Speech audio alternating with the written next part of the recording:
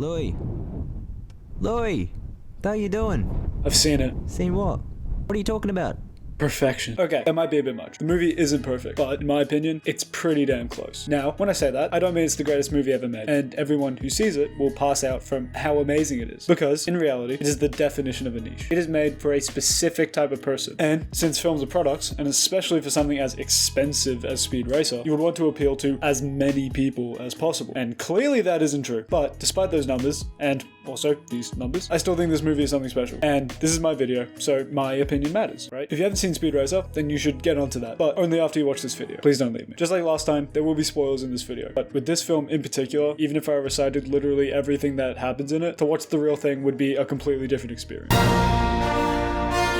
CGI has gotten a lot... No, I took 10 seconds to mess it up. CGI has gotten more and more advanced since its inception, but most of the time, it's made to look realistic. And I mean, there's nothing wrong with that. It's amazing what has been achieved, and most of the time, it's to the point where you can't tell if something is real. But I feel like the industry is limiting themselves to adhere to a more realistic style. I mean, Thanos somehow looks real with all his wrinkles and hair. Oh yeah, he looks real. What the fuck? CGI isn't real, obviously. So why do creators feel that they need to adhere to a reality? Because they really don't, and should try to do whatever the hell they want to. That was the goal of Speed Racer, to make something different that defies your inherent ideas about what a movie is. Basically, with digital effects, you have realism on one side of the spectrum, and then what's obviously fake on the other. And our brains go between the two, and we're comfortable with that. But in the middle, you have what we'd call the uncanny valley. Speed Racer scraps all realism to the point where there aren't any scenes that aren't heavily amplified with visual effects. At least not a lot. At first, it looks really odd, but what it lacks in realism, it makes up for in consistency. Because sure, the world looks a little odd, but it always does. So you get used to it, and it helps you break your connection to reality very early on, which you really need to fully enjoy the spectacle.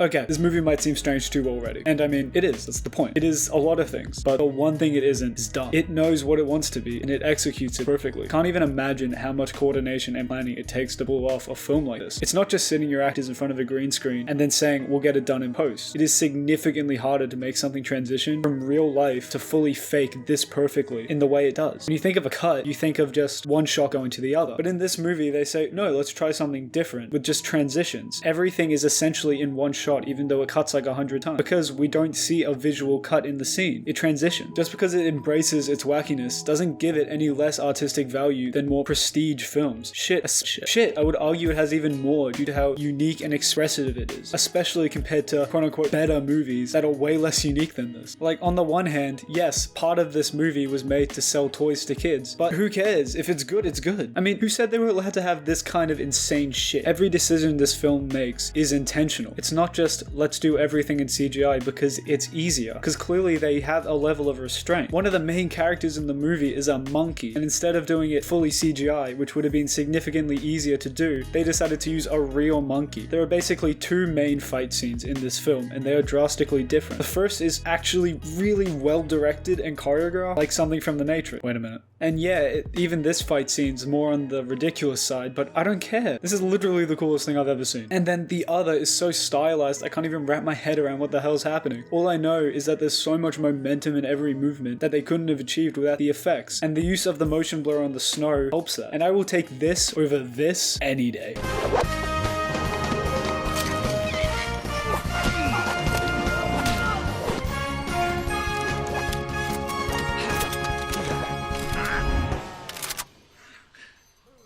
Looks like another change of plan.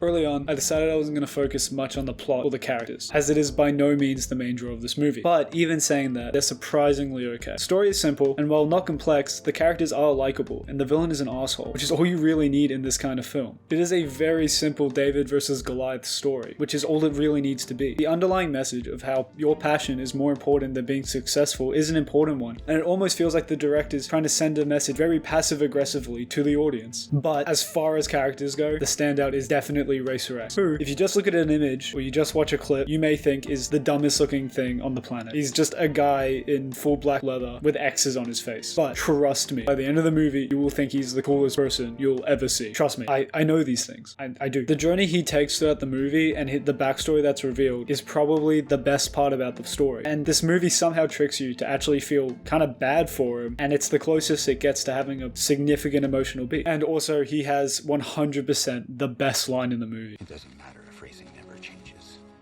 What matters is if we let racing change us. Every one of us has to find a reason to do this. You don't climb into a T-180 to be a driver.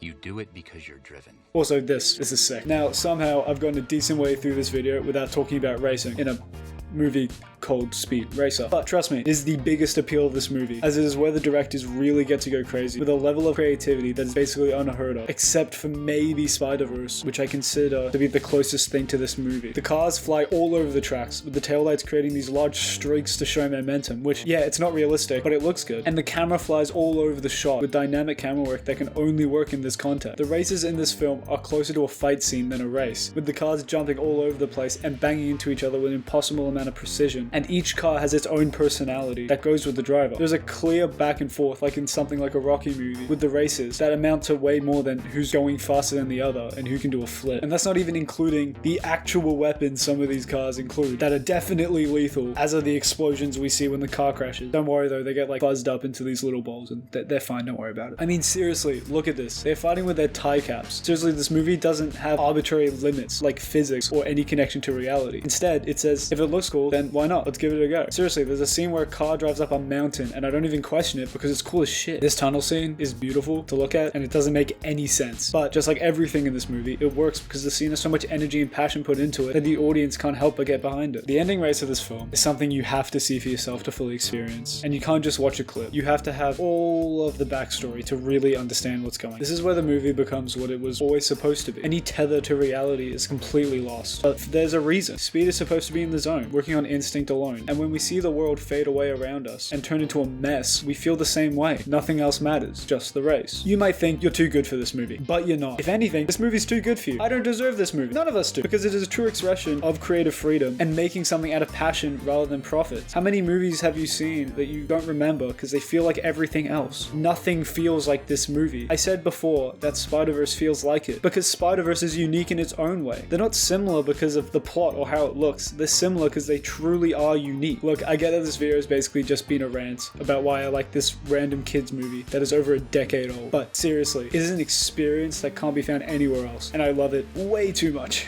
I get that it's insane, and it is lacking in some areas, but just give it a chance. I promise you won't regret it. Thanks for watching. See you sometime.